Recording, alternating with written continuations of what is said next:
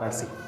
Today we are going to discuss about understanding of satellite, basically satellite motion, है ना। तो यहाँ पर आपको दिख रहा होगा कि एक प्लेनेट है जिसका कैपिटल एम मास है और रेडियस कितना है, कैपिटल आर। यहाँ पर एक सैटेलाइट है जिसका मास स्मॉल एम है, इसको आर रेडियस के ऑर्बिट में क्या किया जा रहा है, आर रेडियस के ऑर्बिट में इसको मूव कराया जा रहा है वी नॉट स्पीड से, है ना। तो यहाँ पर हमें निकालना है कि इसकी वी नॉट स्पीड ही कितनी होगी, मतलब कितनी स्पीड होनी चाहिए इस सैटेलाइट की ताकि ये आर रेडियस के सर्कल में क्या कर सके, मूव कर सके, रोटेट कर सके आर रेडियस के हमारे सर्कल में। क्लियर है। तो चलिए इसको इसी को बात करते हैं। यहाँ पर हम इस बारे में बात नहीं करेंगे कि सैटेलाइट को कैसे ले जाया गया। असलियत में ये रॉकेट की मदद से ले जाया जाता है with the help of rocket. इसको लॉन्चिंग स्पीड दी जाती है ना। आर रेडियस के ऑर्बिट में अगर इसे क्या कराना है, अगर मूव कराना है तो इसे लॉन्च कराने के लिए रॉकेट की मदद से आर रेडियस के ऑर्बिट में इसे ले जाया जाता है। खैर यहाँ पर हम सिर्फ मान रहे हैं कि एम मास का ये सैटेलाइट है, वी नॉट स्पीड से चल रहा है। तो अगर ये सर्कल में चल रहा है तो सबसे पहली बात ये कि अगर ये सर्कल में चल रहा है तो सेंट्रीफ्यूगल फोर्स लग रहा होगा जो कि सेंटर से बाहर की तरफ लग रहा होगा, सेंट्रीफ्यूगल फोर्स, ठीक। और ये सेंट्रीफ्यूगल फोर्स बाहर की तरफ लग रहा हो जिसकी वैल्यू कितनी हो जाएगी, जिसकी वैल्यू होगी mv नॉट स्क्वायर अपॉन में small r, radius of the circle या रेडियस ऑफ द ऑर्बिट। इस सेंट्रीफ्यूगल फोर्स को यहाँ पर ये इनके बीच में लगने वाला ग्रेविटेशनल फोर्स होगा, वो क्या करेगा, बैलेंस करेगा। तो ग्रेविटेशनल फोर्स है, मान लेते हैं ये gravitational force Fg and this is equal to कितना हो जाएगा, capital G capital M small m upon में स्मॉल r का square. This is the gravitational force acting between the satellite and the planet of mass capital M, है ना। यहाँ पे हमने कैपिटल M मास माना है प्लेनेट का। तो ध्यान से देखिए, अगर मैं सेंट्रीफ्यूगल का कॉन्सेप्ट लगा रहा हूँ तो सेंट्रीफ्यूगल फोर्स बैलेंस करेगा किसको, ग्रेविटेशनल फोर्स बैलेंस करेगा सेंट्रीफ्यूगल फोर्स को, जिसकी वजह से ये मूव कर रहा होगा आर रेडियस के सर्कल में। तो अगर ये बैलेंस कर रहा है तो यहाँ पे हम लिख सकते हैं कि capital G capital M small m upon में आर स्क्वायर जो कि ग्रेविटेशनल फोर्स है, this is equal to m v not square upon में कितना, स्मॉल r। ये r हमारा क्या हो जाएगा, कैंसिल हो जाएगा, स्मॉल m कैंसिल हो जाएगा। तो v नॉट स्क्वायर की वैल्यू कितनी आ गई, v not square is equal to capital G capital m upon में स्मॉल r। यहां से इस स्क्वायर को हटा देंगे तो यहाँ क्या बन जाएगा, रूट हो जाएगा। तो यहाँ पर ये v नॉट की वैल्यू कितनी आ गई, v नॉट की वैल्यू आ गई रूट में capital G capital m upon में स्मॉल r, है ना। This velocity is basically known as orbital velocity of satellite. क्या बोला, ऑर्बिटल वेलोसिटी ऑफ सैटेलाइट, मतलब जिस वेलोसिटी से किसी भी ऑर्बिट में कोई भी सैटेलाइट मूव कर रहा होता है किसी प्लैनेट के अबाउट, उस वेलोसिटी को हम क्या बोलते हैं, ऑर्बिटल वेलोसिटी। क्लियर है। This is the orbital velocity of the satellite जिसकी वैल्यू कितनी है, capital G capital M upon में स्मॉल r। अच्छा, ये अगर ये मोशन में है इस ऑर्बिट में तो इसका काइनेटिक एनर्जी भी होगा, और अगर काइनेटिक एनर्जी होगा तो काइनेटिक एनर्जी कितनी हो जाएगी, इसकी kinetic energy k is equal to सीधा इधर लिख सकते हैं half of m into v naught का square, half of m into v naught का square and this is equal to कितना, वी नॉट स्क्वायर की वैल्यू कितनी हो जाएगी, कैपिटल G m अपॉन में small r, then this is equal to G capital M small m upon में 2r। This is the kinetic energy of orbiting satellite. अच्छा जी, तो ये हमारा काइनेटिक एनर्जी हो गया। और अगर काइनेटिक एनर्जी हो गया तो इस ऑर्बिट में उस m मास का इस प्लैनेट की वजह से उसका पोटेंशियल एनर्जी भी होगा, क्योंकि इन दोनों के सिस्टम का कुछ ना कुछ पोटेंशियल एनर्जी होगा। वो पोटेंशियल एनर्जी कितनी किसके बराबर होगा, इसका मास कैपिटल M है, उसका मास स्मॉल m है, then potential energy U of the system of satellite and the planet is equal to कितना, माइनस में capital G capital M small m upon में स्मॉल r लिखा जा सकता है, क्योंकि M1 M2 मास के जो इंट्रैक्शन एनर्जी होती है, जो पोटेंशियल एनर्जी होती है उनके बीच में, वो कितनी होती है, capital G M1 M2 upon में r माइनस के साथ, है ना। और माइनस साइन हमें क्या बताता है, बाउंडनेस ऑफ द सैटेलाइट या boundness of the particle with the other particle. अगर एनर्जी माइनस में आती है इसका मतलब क्या है कि वो बाउंड है ना। तो U बराबर माइनस में G capital M small m upon में r, मतलब जो भी सैटेलाइट हमारा मूव कर रहा होगा हमने उसका क्या निकाल लिया, ऑर्बिटल वेलोसिटी निकाल लिया, हमने उसका काइनेटिक एनर्जी निकाल लिया, उसके साथ साथ मैंने उसका पोटेंशियल एनर्जी भी निकाल लिया। एक चीज और है जो कि इंपॉर्टेंट है, जिसे हम क्या बोल सकते हैं, टोटल एनर्जी ऑफ सैटेलाइट। तो टोटल एनर्जी जब निकालेंगे तो total energy E is equal to simply क्या लिखा जा सकता है, it is the sum of kinetic energy and potential energy.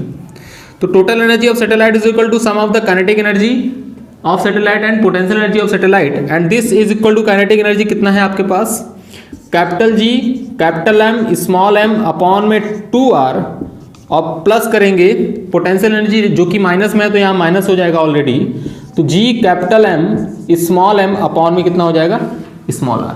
इसको ऐड कर दें, मतलब ये माइनस हो गया तो 2 का ऊपर नीचे मल्टीप्लाई करेंगे तो कितना हो जाएगा, and this is going to minus G capital M small m upon में कितना हो जाएगा 2r। तो आपको दिख रहा होगा कि जो एनर्जी आ रही है टोटल एनर्जी, वो टोटल एनर्जी कितनी आ रही है, माइनस G mm अपॉन में 2r हो रहा है, और kinetic energy G mm upon में 2r, potential energy G mm upon में 2r।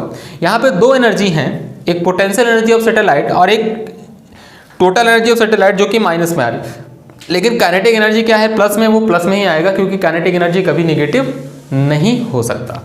क्लियर है। लेकिन यहाँ से एक इंपॉर्टेंट रिजल्ट और समझ में आ रहा है, क्या, एक इंपॉर्टेंट रिजल्ट हमें ये समझ में आ रहा है कि टोटल एनर्जी, पोटेंशियल एनर्जी और काइनेटिक एनर्जी में कुछ ना कुछ संबंध है, कोई ना कोई रिलेशन है। ध्यान से देखिए, कुछ रिलेशन ढूंढने की कोशिश करते हैं। तो काइनेटिक एनर्जी का मैग्नीट्यूड और टोटल एनर्जी का मैग्नीट्यूड क्या है, दोनों बराबर।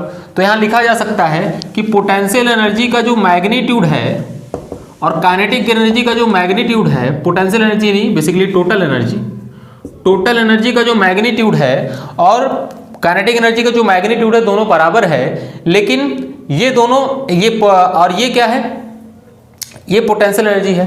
ये पोटेंशियल एनर्जी क्या है, ये पोटेंशियल एनर्जी आधा है, ये पोटेंशियल एनर्जी क्या है, आधा है। And this is equal to कितना लिख सकते हैं, पोटेंशियल एनर्जी बाई 2, क्योंकि जब पोटेंशियल एनर्जी में 2 का डिवाइड करेंगे तब इसके बराबर हो जाएगा।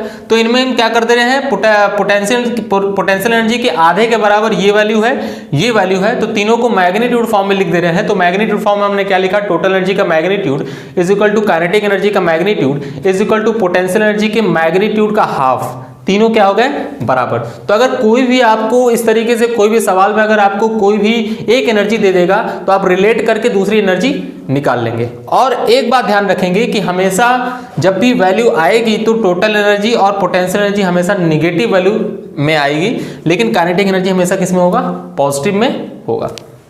क्लियर है। अच्छा जी, तो ये तो आपका रह गया पोटेंशियल एनर्जी, टोटल एनर्जी और काइनेटिक एनर्जी। आपको किताबों में और सवालों में एक चीज और पूछता है, ग्राफ बनाने के लिए बोलता है। तो ग्राफ बनाने के लिए बोलता है, ग्राफ बना लेते हैं। किसका किसका ग्राफ बनाना है, बेसिकली काइनेटिक एनर्जी का पोजीशन के साथ और काइनेटिक एनर्जी का पोजीशन के साथ और टोटल एनर्जी का पोजीशन के साथ बनाना है ग्राफ आपको, है ना जी। अच्छा, ध्यान से अगर आप देखें तो पोजीशन के साथ अगर एनर्जी का ग्राफ बनाना है, तीनों को एक ही में बना देते हैं। यहां पे लिख देते हैं एनर्जी,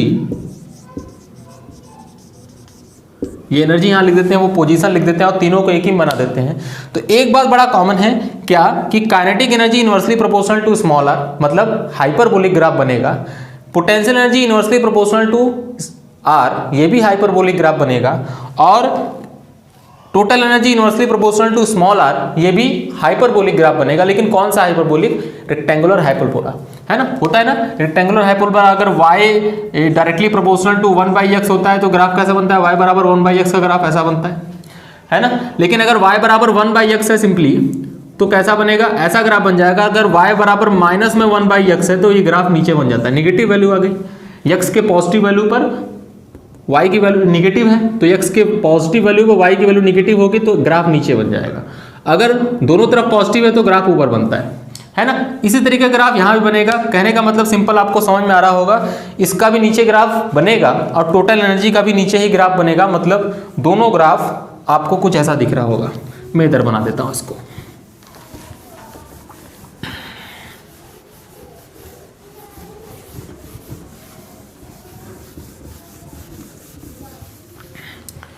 इसको इधर लिख दिया जाता है। काइनेटिक एनर्जी जो भी होगा वो kinetic energy is equal to कितना, G capital M small m upon में 2r। Potential energy of the system is equal to minus में G capital M small m upon में कितना स्मॉल आर, और टोटल एनर्जी जो होगा and this is equal to कितना minus में G capital M small m upon में 2r। अगर एनर्जी का ग्राफ बनाते हैं पोजीशन के साथ तो ये आपकी क्या हो गई